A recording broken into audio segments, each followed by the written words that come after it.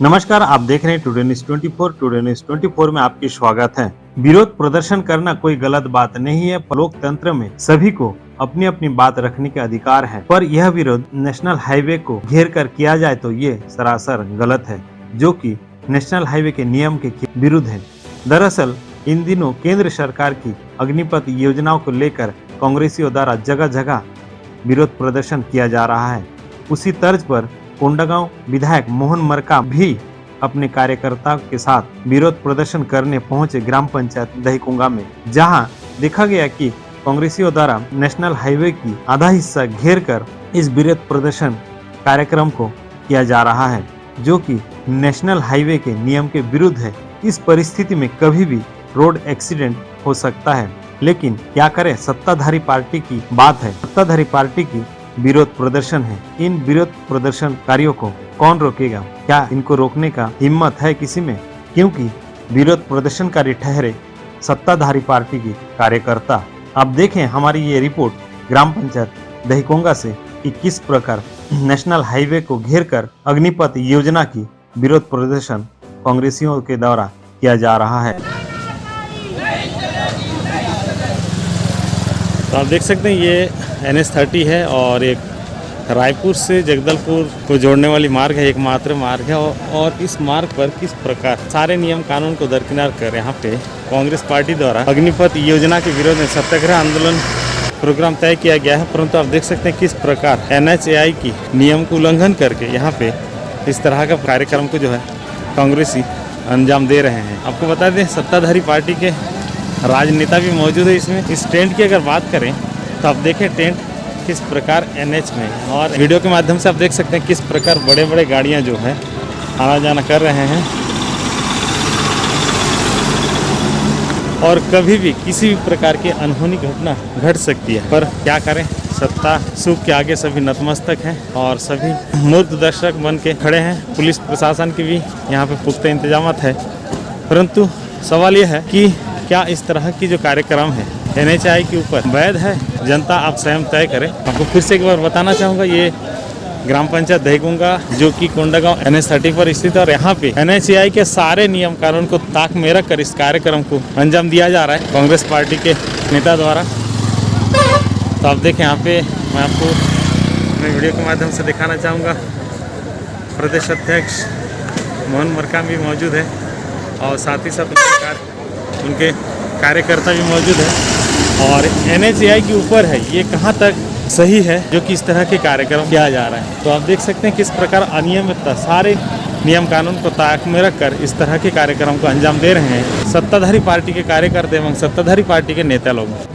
Sir बताएंगे आज की जो यहाँ के कार्यक्रम इसके बारे में बताएंगे। आज अग्निपथ योजना जो केंद्र में बैठी भारतीय जनता पार्टी की मोदी जी की सरकार लाई है, इसमें युवाओं के सपनों को कुचलने का काम किया है। क्योंकि 4 साल की नौकरी करने के बाद उनको रिटायरमेंट कर दिया जाएगा, बाहर कर दिया जाएगा। तो कहीं ना कहीं आज देश का युवा परेशान है।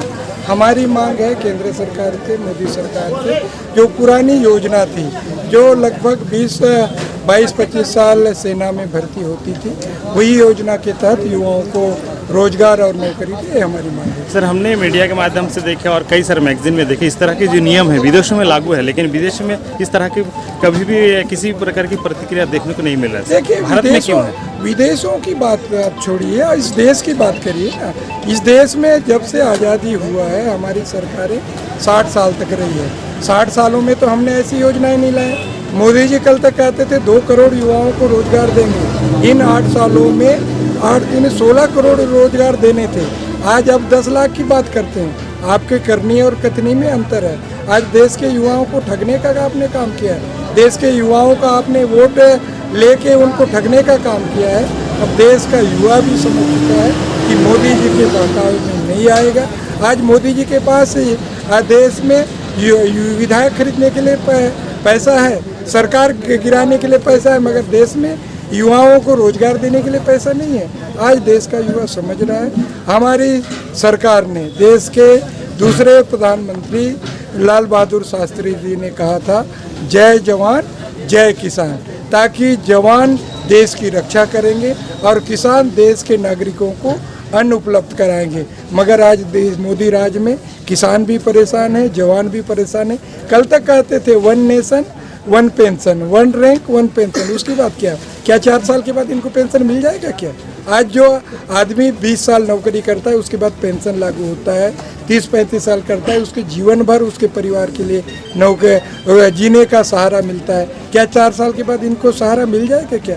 मोदी जी आज जो चंद उद्योगपतियों को फायदा पहुंचाने के लिए ढंग से योजनाएं ला रहे हैं, देश को गिरवी कर रहे हैं। कल तक कहते थे कांग्रेस ने 60 सालों में क्या किया। जो कांग्रेस पार्टी ने बनाया था, एयरपोर्ट, बैंक, LIC से लेकर रेलवे स्टेशन, उसी को बेचने का काम कर रहा है। तो आज मोदी जी की करनी और कथनी में अंतर है। सर, जैसे एक सवाल सोशल मीडिया में उठ रहा है कि नेताओं को, राजनेता जब तक विधायक रहे चाहे मंत्री रहे, तब तक उनको सब सुविधा मिलना जायज़ है, परंतु उस पद से हटने के बाद उनको मिलना चाहिए पेंशन? नहीं, देखिए हमारी तो यही मांग है ना, जब कर्मचारियों को जीवन भर पेंशन मिलता है उनकी सेवा की बदले, तो क्या नेताओं को नहीं मिलना चाहिए क्या? अच्छा। नहीं मिलना चाहिए क्या? नहीं मिलना चाहिए। जब लोगों की सेवा जीवन भर करता है, आपको पता होगा हमारे पास लोगों के आते हैं, रोज़ बीमार पड़ते हैं, रोज़ उनको सुविधाएं देना, उनको हॉस्पिटल पहुंचाना, उनको कोई धार्मिक कार्यक्रम, सामाजिक कार्यक्रमों में हर तरह से सहयोग करता है। कौन करता है? उस क्षेत्र का जनप्रतिनिधि करता है। जब कर्मचारियों को जीवन भर पेंशन मिलता है तो नेताओं को पेंशन क्यों नहीं मिलना चाहिए? कर्मचारी तो 60 साल सेवा देते हैं, आप लोग कितना साल? हम लोग भी 5 साल आपके नहीं, हम लोग जितने समय तक दें उतना समय तक हम लोग सेवा देते हैं। अच्छा, जनता कब तक मौका देगी, हम उतने साल तक करेंगे। पर सर, एक सवाल मेरा और भी है। विधायक भी हैं, आपके क्षेत्र हैं, आप प्रदेश सत्ताधारी पार्टी का अध्यक्ष भी है वर्तमान। सर, इस तरह NH में इस तरह का जो कार्यक्रम करना, ये सही है या गलत है? देखिए, हमने जो डिवाइडर है, डिवाइडर को हमने छोड़ के किया है, बाकायदा परमिशन के साथ हमने किया है। हम नियम हमारे लिए भी लागू होते हैं, विपक्ष के लिए भी नाम होते हैं। हम नियम कानूनों को हम कभी नहीं तोड़ते। हमने नियम कानूनों को प्रक्रिया के तहत जो एरिया है जहाँ से रोड का एरिया उसको छोड़ के हमने किया है। हम नियम प्रक्रियाओं के तहत बाकायदा परमिशन के साथ ही हमने किया है। तो आपने देखा कोंडागांव विधायक मोहन मरकाम ने इस विरोध प्रदर्शन को लेकर बता रहे हैं कि ये नियम शर्त के आधार पर इस तरह की विरोध प्रदर्शन किया जा रहा है नेशनल हाईवे पर वही जब हम कोंडागांव अनुविभागीय अधिकारी CK ठाकुर से बात की तो उन्होंने बताया इसमें संबंधित पार्टी कार्यकर्ताओं के द्वारा कार्यक्रम प्रस्तुत किया गया था। उसको हमने SDO के थाना प्रभारी सभी को लिखा गया था, उसको अनुमति लिया गया।